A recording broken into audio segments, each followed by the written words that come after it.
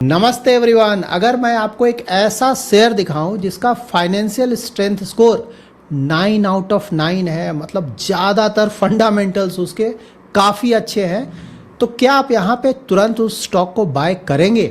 अगर आपका जवाब हाँ है तो शायद आप एक बड़ी गलती कर सकते हैं। इस वीडियो में आपको डिटेल में बताने जा रहा हूँ पियोट्रोस्की एफ स्कोर के बारे में कि इसे हम कैसे चेक करते हैं, इसमें कौन कौन से पैरामीटर्स हैं और इसका यूज़ हम किन किन इंडस्ट्री के स्टॉक्स पे लगाएंगे और कहाँ कहाँ इसका यूज़ नहीं करेंगे। और अगर किसी स्टॉक का स्कोर 9 आउट ऑफ 9 भी आ रहा है फिर भी, और कौन कौन से डिटेल्स वहाँ चेक करेंगे, उसके बिना हम उस स्टॉक में इन्वेस्टमेंट नहीं करेंगे। अब जान लेते हैं पियोट्रोस्की एफ स्कोर के बारे में। तो ये एक सिंपल लेकिन पावरफुल फ्रेमवर्क है। इससे किसी भी कंपनी के फाइनेंशियल स्ट्रेंथ के बारे में पता चलता है और पता चलता है कि जो फाइनेंशियल स्ट्रेंथ है कंपनी का वो इम्प्रूव कर रहा है, दैट इज अच्छा हो, खराब हो रहा है। तो इससे हमें उस कंपनी में इन्वेस्टमेंट करना है नहीं करना है, इस डिसीजन मेकिंग में हेल्प मिलता है। ऑफकोर्स सिर्फ इसके बेसिस पे हम डिसीजन नहीं लेंगे, लेकिन इससे हमें हेल्प जरूर मिलता है। तो यहाँ पे जो स्कोर है वो 0 से 9 होता है, ठीक है। तो अगर स्कोर मान लीजिए 8-9 के आसपास किसी कंपनी का है तो माना जाएगा कि इसका जो फाइनेंशियल स्ट्रेंथ है उस कंपनी का स्ट्रांग है, अच्छा है। 6 to 7 है अगर, तो माना जाएगा कि भाई रीजनेबल है, मतलब हेल्दी है, ऐसा नहीं कि खराब है, रीजनेबली हेल्दी है। 4-5 के आसपास होगा तो बोलेंगे एवरेज है, थोड़ा और इसका एनालिसिस करके देखते हैं कि और चीज़ें कैसी हैं। और 0 से 3 के आसपास है तब तो वीक फाइनेंशियल कंडीशन है, तो वहाँ पे तो प्रॉब्लम है उसके फाइनेंशियल हेल्थ में। अब देखिए यहाँ पे ध्यान ये रखना है कि सिर्फ ऐसा नहीं कि किसी का 8 है या फिर 9 है उसके आधार पे हम डिसीजन ले लेंगे कि इन्वेस्टमेंट करना है या नहीं। ऐसा मैं क्यों बोल रहा हूँ आगे आपको पता चलेगा। तो अब जो 9 पॉइंट्स है ना, उसमें प्रॉफिटेबिलिटी पे, ठीक है, उसके बाद लिव से रिलेटेड 3 पैरामीटर्स हैं और ऑपरेटिंग इफिशियंसी से रिलेटेड 2 पैरामीटर्स हैं। तो जहाँ भी वो पैरामीटर वो कंपनी ना मीट करेगा वहाँ पे 1 पॉइंट मिलेगा, और उस पैरामीटर को मीट नहीं कर पाएगा वहाँ 0 पॉइंट मिलेगा, ठीक है। तो पॉजिटिव है तो 1 पॉइंट, निगेटिव है तो 0 पॉइंट। और यहाँ पे ऑफकोर्स कोई 0.5 या 0.8, 0.6 इस तरह का कोई भी मार्किंग सिस्टम नहीं है। तो सबसे पहले स्टार्ट करते हैं प्रॉफिटेबिलिटी, जिसमें कि 4 पॉइंटर्स आते हैं। तो नंबर 1 होगा पॉजिटिव रिटर्न ऑन एसेट। ये जो भी टर्म्स मैं बता रहा हूँ ना, मोस्टली मैंने आप लोगों को पहले भी समझाया हुआ है, बट एनीहाउ फिर से मैं एक्सप्लेन कर देता हूँ। रिटर्न ऑन एसेट का मतलब क्या हुआ? Net profit divided by average total asset.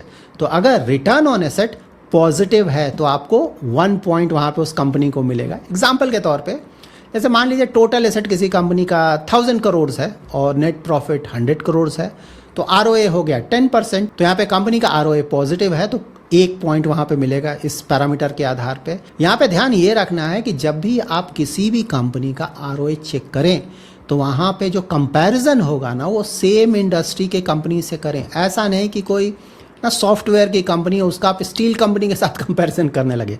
तो सेम इंडस्ट्री की जो कंपनीज है उसके साथ ही ROA कंपेयर करें, क्योंकि कुछ ना सेक्टर्स होते हैं जहाँ की एसेट ज़्यादा नहीं होता, कहीं कहीं होता है एसेट बहुत ज़्यादा।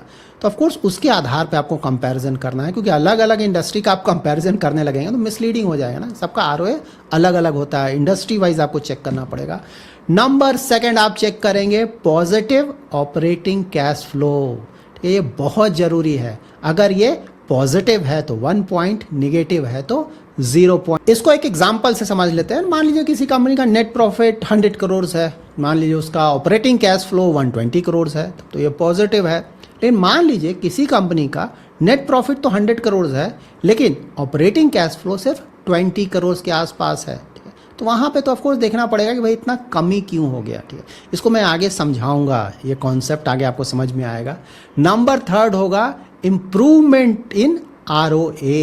यहाँ पे सिर्फ ये नहीं देखना, पहला पैरामीटर था ना ROA पॉजिटिव, लेकिन यहाँ पे तीसरा में क्या है कि ROA जो है वो पहले के मुकाबले इम्प्रूव हो रहा है कि नहीं, ये 3rd पैरामीटर है। मान लीजिए पिछले साल किसी कंपनी का रिटर्न ऑन एसेट था 6%, इस साल बढ़कर हो गया 9%, बढ़ा है, तो यहाँ पे 1 पॉइंट मिलेगा। लेकिन मान लीजिए ROA घट रहा है, किसी कंपनी का पिछले साल मान लीजिए 10% था, इस साल घट के 7% हो गया, ये तो नीचे आ गया ना, तो यहाँ पे आपको 0 पॉइंट मिलेगा, ठीक है। तो ये बिल्कुल ध्यान में रखें कि जो F स्कोर है वो सिर्फ ये नहीं देखता है कि पॉजिटिव या निगेटिव, वो ये भी देखता है कि पहले के मुकाबले परफॉर्मेंस कैसा इंप्रूव कर रहा है या फिर डिटोरिएट कर रहा है। सो नंबर 4 होगा operating cash flow net income से ज़्यादा है कि नहीं। तो नेट इनकम देखिए बहुत लोग कंफ्यूज कर जाते हैं इन चीज़ों में ना। Net income, earnings, net profit सब कुछ सेम है, बिल्कुल कंफ्यूज नहीं करें इन चीज़ों में। तो यहाँ पे ऑपरेटिंग कैश फ्लो जब भी नेट इनकम से मतलब प्रॉफिट से ज़्यादा होगा तो आपको 1 पॉइंट मिलेगा। एग्जाम्पल के तौर पे नेट प्रॉफिट मान लीजिए 100 करोड़ का, 100 करोड़ का है, ऑपरेटिंग कैश फ्लो मान लीजिए 130 करोड़ का है, तो यहाँ पे 1 पॉइंट मिलेगा। और अगर दूसरा कोई कंपनी देख लेते हैं, वहाँ पे नेट प्रॉफिट मान लीजिए 100 करोड़ का है और ऑपरेटिंग कैश फ्लो 60 करोड़ का है, तो यहाँ पे 0 पॉइंट मिलेगा। देखिए ये देखना बहुत ज़रूरी है और इसे समझना भी ज़रूरी है, ठीक है। देखिए प्रॉफिट और कैश दोनों एक नहीं होता है, मैंने इसे कई बार आप लोगों को एक्सप्लेन किया है ना कि देखिए सेल्स कैसे करते हैं। सेल्स एक तो आप कैश से सेल्स कर रहे हैं, सेल की आपको पैसा मिल गया, बैंक अकाउंट में पैसा आ गया। दूसरा क्रेडिट पे भी तो सेल बहुत ज़्यादा होता है ना, बड़ी बड़ी कंपनीज में तो बहुत ज़्यादा क्रेडिट पे सेल होता है। तो वहाँ पे क्रेडिट का जो सेल है वो आपको पैसा बाद में मिलता है, कहीं कुछ दिनों के बाद, कहीं 1 महीना के बाद, कहीं 2 महीने के बाद, कहीं 3 महीने के बाद। तो ऑल दो आपने सेल कर दिया, प्रॉफिट भी आपने दिखा दिया, लेकिन पैसा आपको नहीं मिला है, ठीक है। तो यहाँ पे क्या है कि रिसीवेबल्स जो है, इसी को बोलते हैं रिसीवेबल्स, पैसा मिलने वाला है, वो पता चला आपका बढ़ रहा है ना। हो सकता है कस्टमर ने बोला था 10 डेज़ में 20 डेज़ में पैसा देगा, नहीं दे रहा है, डिले कर रहा है, कुछ लोग तो दे ही नहीं रहे, बहुत सारे इसमें चीज़ें आ सकती हैं ना। तो इसीलिए आपको ये देखना बहुत ज़रूरी कि ठीक है भाई तुम प्रॉफिट जनरेट करो, अच्छी बात है, लेकिन जो तुम्हारा प्रॉफिट है वो कैश में कन्वर्ट हो रहा है कि नहीं, और कितनी जल्दी तुम कैश में कन्वर्ट कर पा रहे हो, और ट्रैक रिकॉर्ड कैसा है पहले के मुकाबले, ठीक है। तो ये भी देखना बहुत ज़रूरी है। अब देख लेते हैं लिवरेज और लिक्विडिटी रिलेटेड 3 पॉइंट्स के बारे में। तो यहाँ पे 5th पॉइंट आएगा हमारा lower long term debt ratio.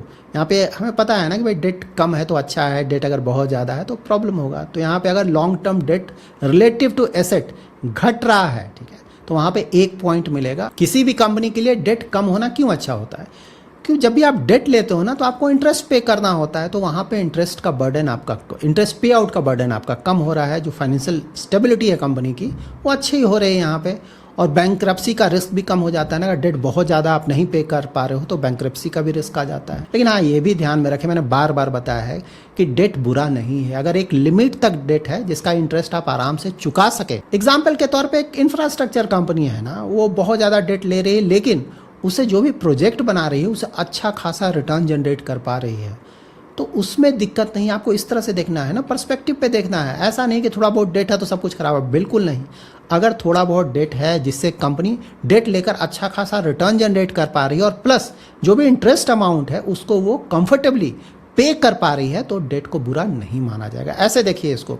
उसके बाद नंबर 6 होगा improvement in current ratio. Current ratio से हमें पता चलता है शॉर्ट टर्म लिक्विडिटी का। करंट रेशियो का फॉर्मूला क्या होगा? Current asset divided by current liabilities. तो अगर 2:1 है ना तो जनरली इसे अच्छा माना जाता है, इसके आसपास 2:1, मतलब करंट एसेट 2 और करंट लायबिलिटी 1, 2:1। तो यहाँ पे अगर करंट रेशियो इंप्रूव कर रहा है तो 1 पॉइंट मिलेगा, और नहीं इंप्रूव कर रहा है तो 0 पॉइंट मिलेगा। लेकिन यहाँ पे ध्यान ये भी रखना है कि अगर करंट रेशियो बहुत ज़्यादा है तो वो भी अच्छा नहीं है। करंट रेशियो का भी एक लिमिट है, 2:1, ठीक है। अब ऐसा नहीं 5:1, 10:1, ठीक है। ऐसा नहीं कि लगातार बढ़ रहा है, काफ़ी बढ़ रहा है तो अच्छा है। क्यों ऐसा है? क्योंकि जो करंट एसेट है उसमें क्या क्या आता है? उसमें आता है inventory plus receivables plus cash. तो यहाँ पे अगर आपका इन्वेंट्री लगातार बढ़ता जा रहा है, यहाँ पे आपका जो रिसीवेबल्स है ना लगातार बढ़ता जा रहा है क्योंकि आपका कस्टमर पे ही नहीं कर पा रहा है, इन्वेंट्री बढ़ रहा है क्योंकि सामान आप बना नहीं पा रहे हो, बना पा रहे हो तो बिक नहीं रहा है, तो ये सब भी देखें। तो बहुत ज़्यादा नहीं होना चाहिए, वो नेगेटिव है क्या। लेकिन हाँ जितना जैसे 2:1 के आसपास है तो उसे अच्छा माना जाएगा। नंबर 7 होगा नो डाइल्यूशन ऑफ शेयर्स। ये बहुत ज़रूरी है, हमेशा ध्यान में रखें। देखिए यहाँ पे अगर जो नंबर ऑफ शेयर्स है ना वो अगर बढ़ता नहीं है, कांस्टेंट रहता है, तो वहाँ पे 1 पॉइंट मिलेगा। एग्जाम्पल के तौर पे मान लीजिए लास्ट ईयर 10 करोड़ शेयर्स था किसी कंपनी का, इस साल भी वो 10 करोड़ शेयर ही है, आउटस्टैंडिंग शेयर्स बढ़ा नहीं है, तो वहाँ पे 1 पॉइंट मिलेगा। जबकि वहीं कोई दूसरी कंपनी है जिसका पिछले साल मान लीजिए जो नंबर ऑफ शेयर्स था, आउटस्टैंडिंग शेयर्स 10 करोड़ था, लेकिन इस साल वो बढ़कर 12 करोड़ हो गया, तो वहाँ पे 0 पॉइंट मिलेगा। नाउ इसे एक एग्जाम्पल से समझ लेते हैं। मान लीजिए आपके पास किसी कंपनी का 1 लाख शेयर्स है ना, और टोटल शेयर्स है 10 करोड़ उस कंपनी का, तो आपके पास फिलहाल जो ओनरशिप है वो 0.10% है ना, मतलब आपके पास 1 लाख शेयर है, टोटल कंपनी का 10 करोड़ का शेयर है, तो आपके पास होगा 0.10% परसेंटेज वाइज। अब मान लीजिए कि कंपनी ने 10 करोड़ का एडिशनल शेयर इशू किया और आपने उसमें पार्टिसिपेट नहीं किया, आपने एक्स्ट्रा कोई शेयर नहीं लिया वहां पे। सो नाउ कंपनी का टोटल शेयर अब हो गया 20 करोड़, पहले का 10 करोड़ और 10 करोड़ और इशू किया गया, टोटल 20 करोड़। लेकिन आपके पास तो 1 लाख ही शेयर है ना, तो आपका जो ओनरशिप है वो अब घटकर 0.05% होगा। तो आपका ओनरशिप घटना ऑफकोर्स आपके लिए बहुत ज़्यादा निगेटिव है। लेकिन हाँ, ये भी ध्यान में रखें कि अगर शेयर इशू किया जा रहा है तो हमेशा वो निगेटिव नहीं होता है। आपको ये देखना है कि जो शेयर इशू किया गया वो किस लिए किया गया। मान लीजिए कोई नया प्रोजेक्ट कंपनी स्टार्ट करने जा रहा है, उसमें बहुत ज़्यादा अच्छा खासा रिटर्न जनरेट कर लेगा, तब तो अच्छा है, क्या दिक्कत है। उसी तरह से मान लीजिए बहुत ज़्यादा डेट हो गया कंपनी पे ना, उसके कारण प्रॉब्लम में है, वहाँ पे थोड़ा सा इक्विटी रेस करके अगर डेट को कम कर रहा है तो वो भी ठीक है। उसी तरह से अगर कोई कंपनी को एक्वायर करने जा रहा है ना, अच्छी कंपनी अगर एक्विजिशन हो जाए उसका फ़ायदा मिलेगा, उसके लिए थोड़ा बहुत इक्विटी रेस कर रहा है तो वो भी ठीक है। तो हमें देखना पड़ेगा कि किस लिए किया जा रहा है। नंबर 8 होगा इंप्रूवमेंट इन ग्रॉस मार्जिन। ग्रॉस मार्जिन क्या होता है? Gross profit divided by revenue. Revenue क्या होता है? सेल्स। तो अगर ग्रॉस मार्जिन बढ़ रहा है तो 1 पॉइंट मिलेगा, ठीक है। ग्रॉस मार्जिन बढ़ने से क्या पता चलता है कि जो कंपनी है उसका प्राइसिंग पावर स्ट्रांग है, इनपुट कॉस्ट कम है, प्रोडक्ट मिक्स अच्छा है, ऑपरेशनल इफिशियंसी अच्छा है, ब्रांड स्ट्रांग है, ठीक है। तो यहाँ पे जब भी मार्जिन इंप्रूव करते हैं किसी कंपनी का ना, उसे पॉजिटिव माना जाता है। लेकिन यहाँ पे ये भी ध्यान में रखना है कि मार्जिन जो बढ़ रहा है ऐसा नहीं कि वन टाइम बढ़ रहा है ना, देखना होगा कि भाई स्ट्रक्चरल इंप्रूवमेंट है कि नहीं। अब कभी कभी हो सकता है ना, 1-2 क्वार्टर में कमोडिटी प्राइसेस अचानक बहुत गिर गए, अभी जैसे कमोडिटी प्राइसेस ऊपर गए ना तो मार्जिन घट रहा है, तो हो सकता है कि कमोडिटी प्राइसेस कभी फ्यूचर में अचानक गिर गए, उसके कारण 1-2 क्वार्टर के लिए सिर्फ आपका मार्जिन ऊपर चला गया, फिर से वो गिर जाएगा, तो वहाँ पे तो ज़्यादा वैल्यू एडिशन नहीं हो रहा है ना।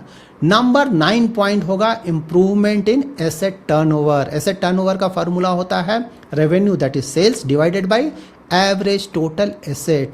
तो अगर एसेट टर्नओवर आपका इंप्रूव हो रहा है तो 1 पॉइंट मिलेगा। एग्जाम्पल के तौर पे मान लीजिए 2 फैक्ट्री है, एक में इन्वेस्टमेंट हो रहा है 1000 करोड़ का और उस 1000 करोड़ के इन्वेस्टमेंट से सेल्स आया है 500 करोड़ का। वहीं दूसरा एक फैक्ट्री है, वहाँ पे भी इन्वेस्टमेंट हुआ है 1000 करोड़ का, लेकिन उस 1000 करोड़ से वो कंपनी 1000 करोड़ का सेल कर पा रहा है। पहला कंपनी सिर्फ 500 करोड़ का, जबकि दूसरा कंपनी 1000 करोड़ का सेल कर पा रहा है। तो यहाँ पे ऑफकोर्स मानेंगे कि जो सेकंड वाला कंपनी है, सेकंड जो फैक्ट्री है, उसने अपने एसेट्स को कहीं ज़्यादा इफिशियंटली यूटिलाइज किया है क्योंकि सेल्स ज़्यादा जनरेट कर पा रहा है। अब जान लेते हैं कि भाई ये सब पैरामीटर हैं, ऑफकोर्स इससे पता चलेगा कि फाइनेंशियल हेल्थ कैसा है। अगर ज़्यादा है तो जैसे 8-9 के रेंज में है तब तो बहुत अच्छा है, इवन 6-7 भी अच्छा है, बुरा नहीं है। अगर ये पैरामीटर चेक करें, कहीं भी यहाँ पे वैल्यूएशन का डिस्कशन नहीं हुआ है ना।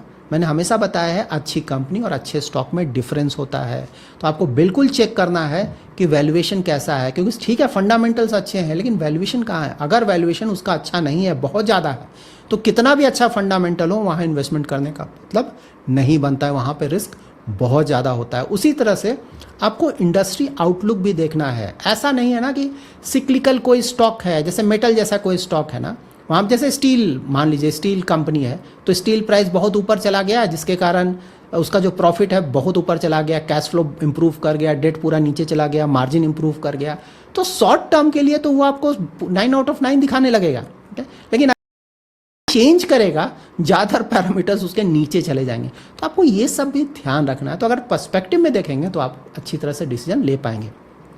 अब है कि किन किन इंडस्ट्रीज़ में चेक कर सकते हैं ना, तो मैन्युफैक्चरिंग ना, auto industry, machinery, chemicals, electrical equipment, ये सब आप चेक कर सकते हैं, क्योंकि ज़्यादातर जो पैरामीटर्स हैं यहाँ पे आप अच्छी तरह से आप उसके डिटेल चेक कर पाएंगे। उसी तरह से कंज्यूमर बिजनेस में ना, FMCG है, कंज्यूमर ड्यूरेबल है, रिटेल है, यहाँ भी आप चेक कर सकते हैं। कहाँ कहाँ चेक नहीं करेंगे, ठीक है। तो देखिए ये बैंक में बिल्कुल चेक कर नहीं करें, अच्छे अच्छे बैंक्स में भी जाकर देखेंगे ना तो आपको बहुत कम ये जो प्योट्रॉस्की स्कोर होगा ना, बहुत कम 3, 4, 5 इस तरह के रेंज में, तो आपको लगा रहे खराब है जी, नहीं खराब नहीं, वहाँ पे चेक करना ही है क्योंकि वहाँ पैरामीटर बिल्कुल अलग होता है। बैंक में मैंने बताया भी ना कि ज़्यादातर जो पैरामीटर्स वहाँ बिल्कुल अलग होता है, ठीक है। तो बैंक्स में ये सब चेक ना करें, जो भी मोस्टली जो एसेट हैवी है वो ज़्यादा अच्छा है। IT में भी चेक किया जा सकता है लेकिन वहाँ भी इंपॉर्टेंस थोड़ा कम हो जाता है, ठीक है, इसका इंपॉर्टेंस थोड़ा कम है, याद रखें। और बैंक या NBFCs में भी इंपॉर्टेंट बहुत कम है इसका, तो फाइनेंशियल वालों में तो ज़्यादा फर्क नहीं पड़ता है, यहाँ पे चेक नहीं करें तो अच्छा है। और जो एसेट बहुत कम जहाँ पे यूज़ होता है वहाँ भी इसका जो रेलिवेंस है थोड़ा कम हो जाता है। लेकिन हाँ, जहाँ पे एसेट्स थोड़ा ज़्यादा है वहाँ पे इसका रेलिवेंस काफ़ी ज़्यादा होता है। बट हाँ, ज़्यादातर कंपनीज़ में ऑफकोर्स हम चेक कर सकते हैं। So that's it in this video. अगर आपको ये वीडियो पसंद आया है तो जरूर लाइक एंड शेयर करें।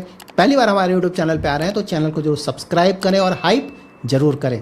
Thanks lot for watching.